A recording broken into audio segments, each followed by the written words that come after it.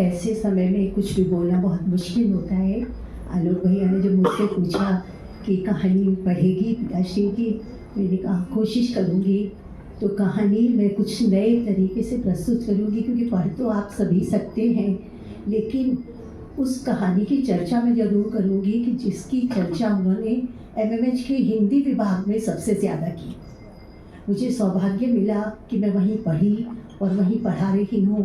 तो विभाग में अंकल बहुत आया करते थे। उनकी कहानी आदमी कहाँ है। जब भी कभी हम लोग बहुत परेशान होते हैं, कोई हमारे कंधे पर हाथ रखकर कहे कि मैं हूँ, तो बड़ा सुकून सा मिलता है।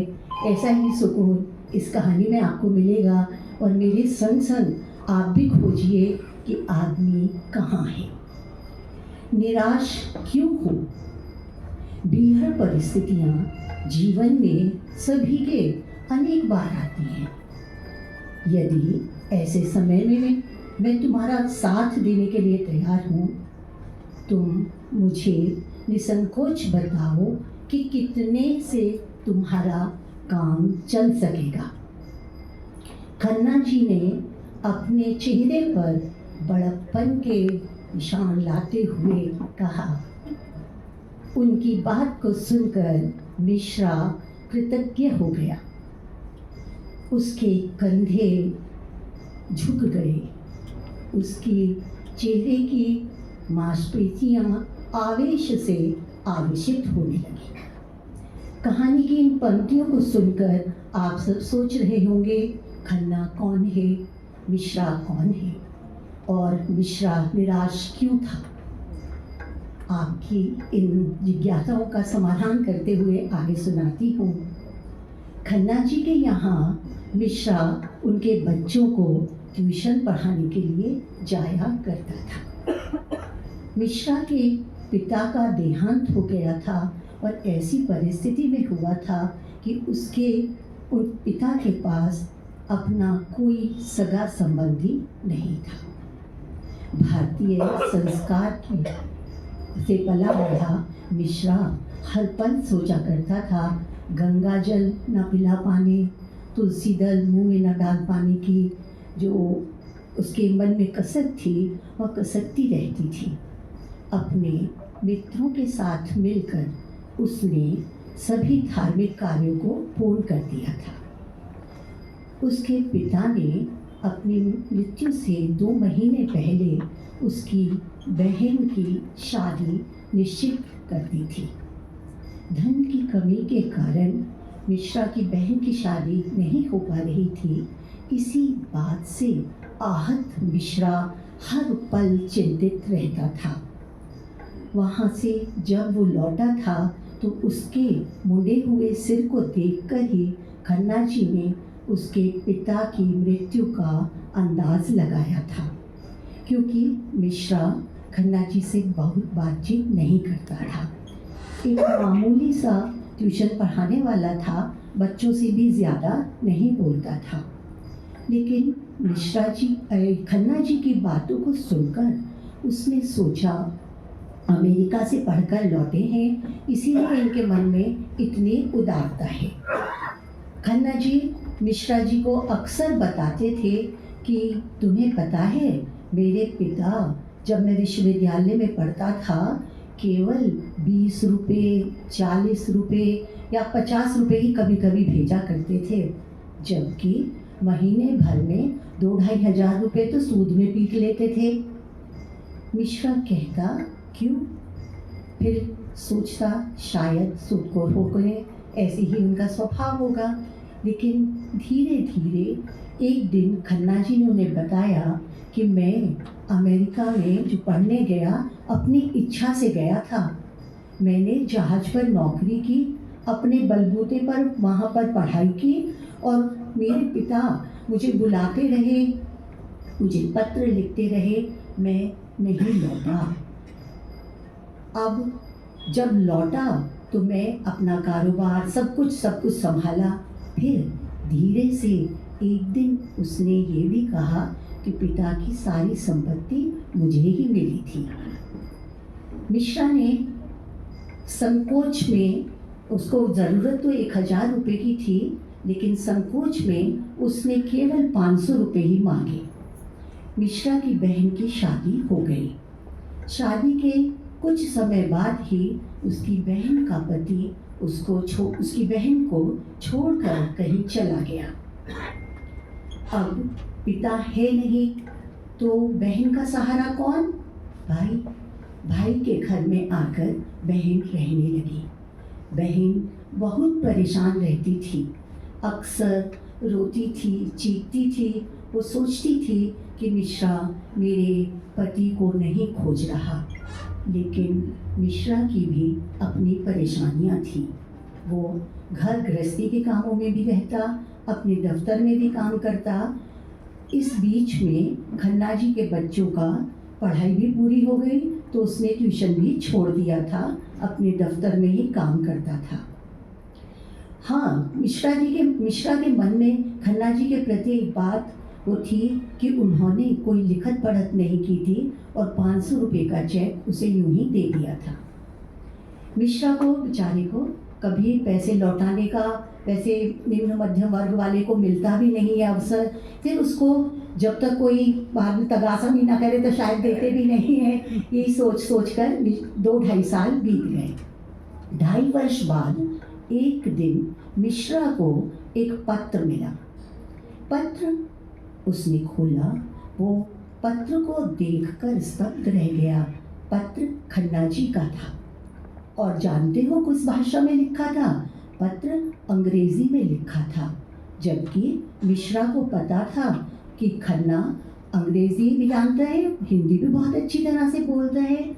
लेकिन मिश्रा ने सोचा शायद हिंदी आत्मीयता को कम नहीं करेगी, इसीलिए उन्होंने अंग्रेजी का प्रयोग किया होगा।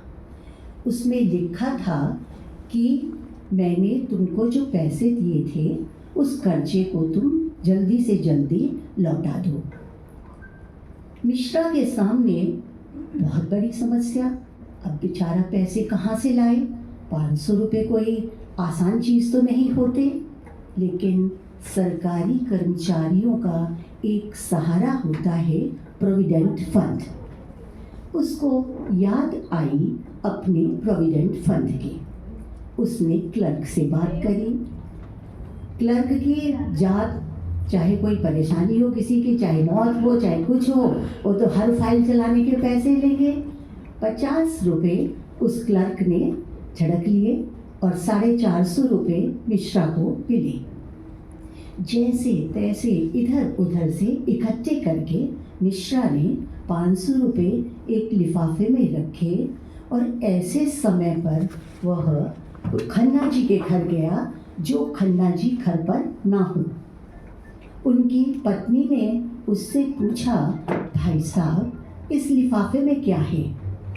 अब वो कुछ भी बताकर खन्ना जी के बारे में या किसी के बारे में कुछ नहीं कहना चाहता था, तो चुप्पी लगाकर फिर कुछ सोचकर बोला कि इसमें बहुत ज़रूरी कागजात हैं, आप खन्ना जी को ही देना। ऐसा कहकर वो वापस लौट आया। कुछ दिनों बाद उसे दूसरा पत्र मिला। वह पत्र खन्ना जी ने अपने दफ्तर में बैठकर लिखा था, क्योंकि दफ्तर का लेटर पैड का कागज़ था। उस पर जो लिखा था उसको पढ़कर मिश्रा का मन किया कि गालियाँ ऐसी ना बचे जिसे मैं खन्ना जी को दे ना दूं। जानते हो उस पत्र में क्या लिखा था? उस पत्र में खन्ना जी ने लिखा था कि भाई कैसे इंसान हो, तुम्हें मैंने 500 रुपये बिना किसी लिखत पढ़त के दिए थे और तुमने वो 500 रुपये ही लौटाए। जानते हो बैंक के हिसाब से भी 250 रुपये अभी बाकी हैं। वो 250 रुपये जल्दी से जल्दी तुम मुझे लौटा देना। अब मिश्रा बेचारे 250 रुपये कहाँ से लाए? अब वो परेशान हो, कभी उसने उस तरफ जाना ही छोड़ दिया। एक दिन अपने घर में खन्ना जी के बेटे को आया देख वह आश्चर्यचकित हो गया। उसने नरेंद्र से पूछा, तुम कैसे आए? नरेंद्र ने बड़े गुस्से में कहा, आप पिताजी को एक भी पैसा मत देना। बाबा को तो इतनी गालियां देते थे, लेकिन वो भी कोई कम नहीं है।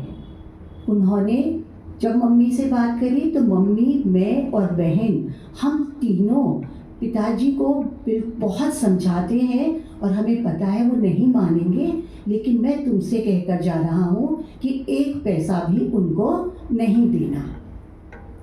मिश्रा ने उसको समझा बुझाकर भेज दिया। क्यों? क्योंकि वो टीचर भी रहा था और टीचर का काम क्या होता है? बच्चे को समझाना। उसने समझा बुझाकर वापस भेज दिया, लेकिन बेचारा सोचता रहा, समझता रहा कैसे मैं पैसे दूंगा, क्या करूंगा। जब दिन पर दिन बीतते गए तो एक दिन वह आश्चर्यचकित रह गया खन्ना जी को अपने दफ्तर में आए हुए देख। अब खन्ना जी को आए हुए देख उसने सोचा कि दफ्तर से बाहर निकल कर चलना ही सही रहेगा। वो खन्ना जी के साथ अपनी कुर्सी से उठा और खन्ना जी से बोला, चलो हम बाहर चलते हैं। बाहर चलकर दफ्तर से थोड़ी दूर पहुंचकर खन्ना जी ने कहा कि यार तुम बड़ी अजीब इंसान हो, तुम 250 रुपये मेरे कब दोगे? मैंने तो कोई लिखत पढ़त भी नहीं की थी। तैश में आकर मिश्रा के मुंह से निकल गया कि चलो लिखत पढ़त करवा लो। खन्ना जी उसको एक रिक्शे में बिठाकर एक जगह ले गए। वह टूटी फूटी सी झोपड़ी थी। उस झोपड़ी के अंदर जब खन्ना जी जाने लगे तो मिश्रा वहीं खड़ा रह गया। खन्ना जी बोले, अरे मिश्रा अंदर चलो। मिश्रा के साथ वह भी अंदर चला गया। अंदर देखा एक छोटी सी मेज थी, उस पर टूटा हुआ टीन का बक्सा था और मरियल सी 2-3 कुर्सियां थी और एक व्यक्ति लंबा चौड़ा सा पतला दुबला सा कुछ लिखने में व्यस्त था। खन्ना जी को देखकर अनमने मन से उसने कहा, बैठ जाओ।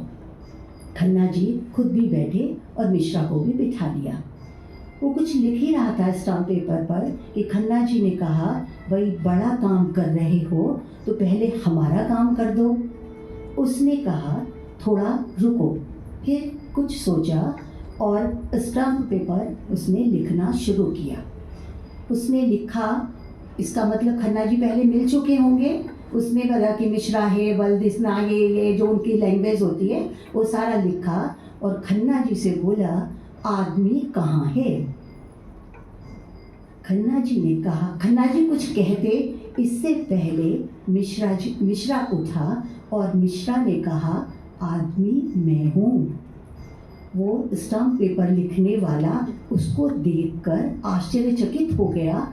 उसे विश्वास नहीं हो रहा था कोई पढ़ा लिखा व्यक्ति, इतना अच्छा सा लगने वाला व्यक्ति 250 रुपये के लिए लिखत पढ़त करने खुद उसके साथ यहाँ आया है।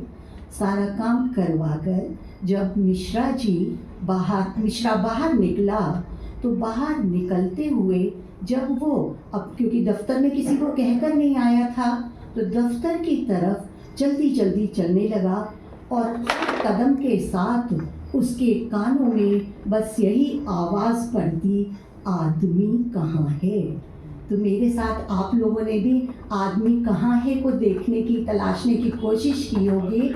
ऐसी कहानी हमारे अंकल जी लिखते थे और ये कहानी उनको बहुत प्रिय थी, क्योंकि जब भी कभी चर्चा करने के लिए मैं जाती थी, कुछ बात होती थी तो किसी का MMH कॉलेज के किसी व्यक्ति का जिक्र करती कि उसने ये करा वो करा, फिर मैं एकदम कहती, मैंने कहा अंकल आदमी कहाँ है? कहते हाँ तू सही कह रही है।